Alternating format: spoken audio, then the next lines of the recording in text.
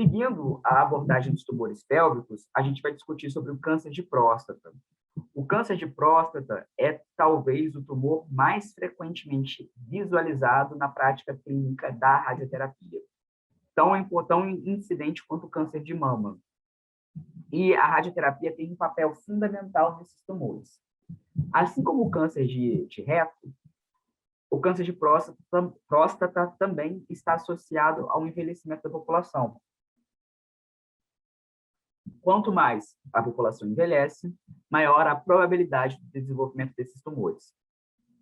Existe uma velocidade de proliferação variada, de acordo com o tipo histológico tumoral. Alguns tumores apresentam um comportamento muito indolente e são considerados tumores de baixo risco de vida e de metástase para o paciente. E existem tumores que apresentam um comportamento um pouco mais agressivo. Mas, de forma geral, os pacientes sobrevivem muito bem, mesmo num cenário de doença metastática. Não existe nenhuma recomendação a respeito do rastreamento para esses pacientes. Adenocarcinoma são os tipos histológicos mais frequentes. E os sintomas são sintomas muito específicos, associados a alterações urinárias. O que a gente chama de alterações urinárias? Dificuldade para urinar, dor durante o processo de urinar, retenção urinária com a necessidade de fazer força para urinar, redução do jato urinário e também sintomas sexuais, como diminuição da atividade sexual, da potência sexual e também dificuldade para ejaculação. Ok?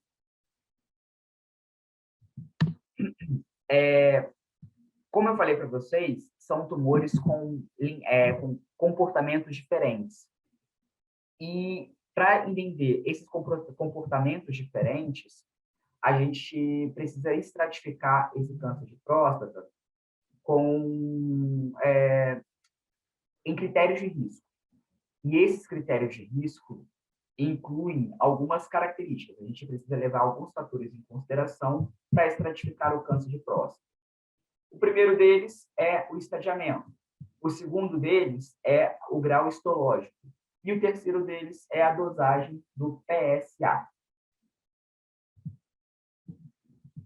O grau histológico é definido por uma escala que vai de 1 a 5. Essa escala é uma escala que hoje a gente utiliza, a escala do Grupo Internacional de Urologia, mas antigamente se usava essa escala Gleason, que é uma escala que avalia o quão diferente é as células tumorais das células normais da próstata.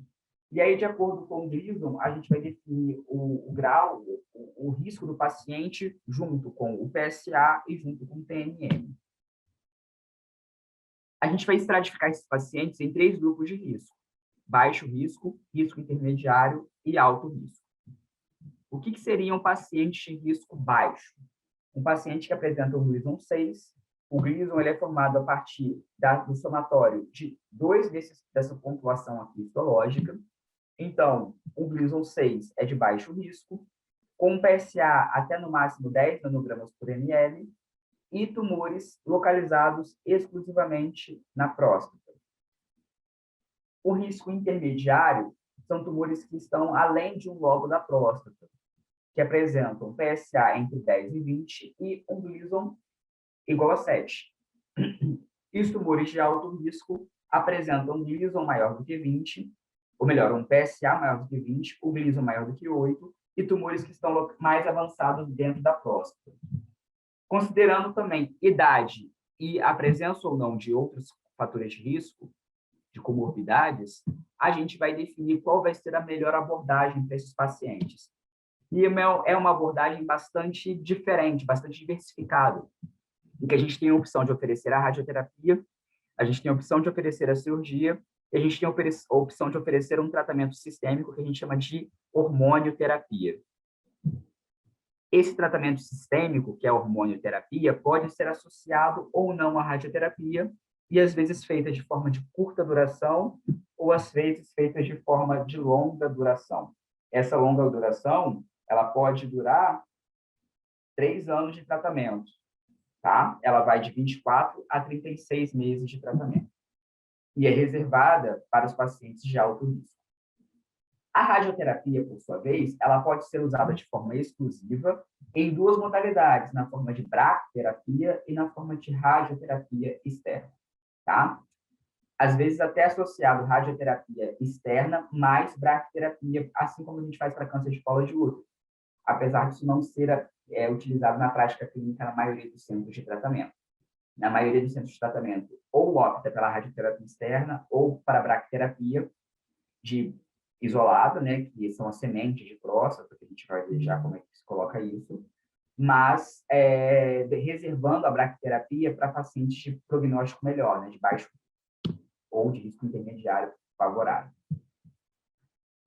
A abordagem cirúrgica consiste na retirada total da próstata, e é uma cirurgia não muito complexa de ser feita, mas que pode trazer muitos efeitos colaterais, principalmente na questão da qualidade de vida do paciente, com dificuldade na preservação da função de retenção urinária, né? Então, o paciente muitas vezes evolui com incontinência depois da cirurgia, e o que talvez é o mais limitador da qualidade de vida, principalmente pensando na qualidade de vida sexual desses homens, que é a impotência sexual. Com o avanço da tecnologia cirúrgica, a gente consegue reduzir também de forma significativa os efeitos colaterais. E hoje a gente tem muito emprego da cirurgia robótica na abordagem desse câncer de próstata, reduzindo de forma significativa os efeitos colaterais associados à cirurgia desses pacientes. A cirurgia pode ser o tratamento inicial para os tumores de baixo risco, mas a bracterapia também tem muita aplicação para esses tipos de tumores. E a bracterapia consiste na implantação de sementes de iodo, a gente pode utilizar 2 radioisótopos, né? O iodo 125 ou o paládio 103. A gente utiliza sementes e a gente implanta de forma transperineal. Aqui a gente tem uma foto que mostra como a gente coloca os implantes, e aqui a gente tem um esquema. A gente utiliza um template e vai agulhando o períneo do paciente e colocando essas sementes na região da próstata, localizado através da ultrassonografia. Essas sementes vão ficar aqui para sempre, elas têm uma meia-vida em média de 60 dias. Terminou a meia-vida, terminou o decaimento delas, o paciente passa a não emitir mais radiação. O paciente, ele só é orientado a evitar pegar a criança no colo, cachorro, né, ter atividade sexual durante determinado período, mas a distribuição de dose ela é de muito curto alcance.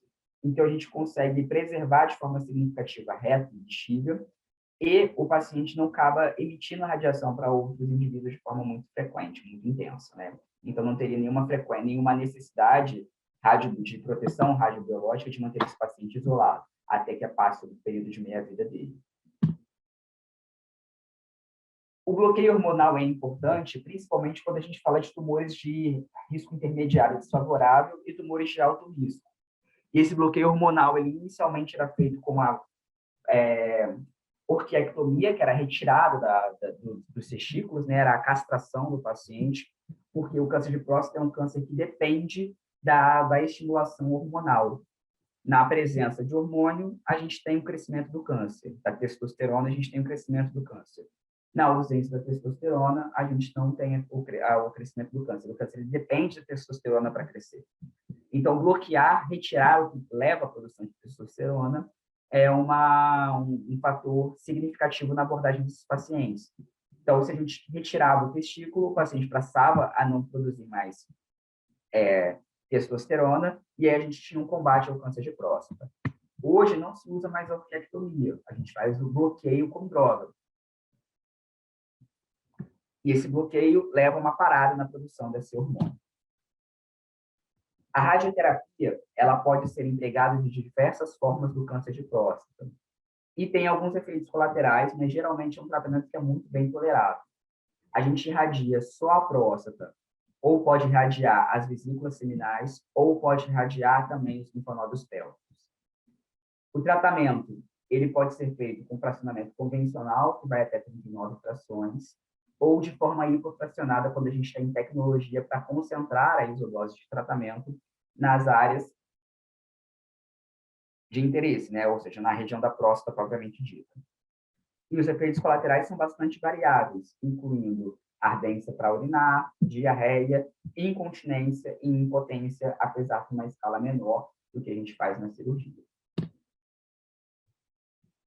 Diversos avanços tecnológicos, adventos tecnológicos, foram implementados na radioterapia nos últimos anos e permitiram a gente fazer um tratamento cada vez com maior conformidade e aí com mais segurança e comodidade para o paciente também.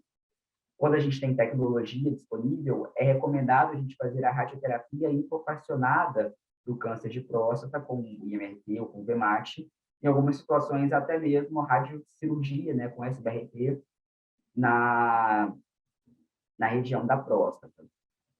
A braquiterapia também tem ganhado bastante espaço no tratamento desses pacientes, em especial a braquiterapia para tumores de baixo risco. Como órgãos de risco que é interessante a gente se preocupar com a próstata, temos o reto e a bexiga. E assim como a gente se preocupa com o enchimento de bexiga e de reto na abordagem do câncer de colo de útero, a gente também vai se preocupar com o enchimento de bexiga e com o reto, em especial, ainda mais do que a gente se preocupa com o câncer do colo do útero, porque a gente utiliza doses maiores aqui na região da próstata. É importante, então, o paciente fazer um preparo antes um preparo intestinal antes da aplicação, antes da simulação, da tomografia de simulação, e é importante que o paciente encha a bexiga e mantenha a bexiga cheia durante todo o tratamento, durante toda a simulação também. Podemos fazer também a radioterapia sobre a loja prostática, concentrando a isodose na região da próstata ou na região do leito prostático, tá? E aí, como a gente tem esses órgãos que são mais sensíveis à radiação próximos, e a gente precisa utilizar de doses muito maiores para tratar o câncer de próstata, quanto mais conformado a gente conseguir fazer o tratamento, melhor. Aqui é uma outra figura que mostra a braquiterapia da gente colocando as sementes de forma transperineal, e essas sementes vão ficar definitivas aqui no paciente. E era o que eu tinha para conversar com vocês sobre o planejamento de câncer de abdômen e de pelve.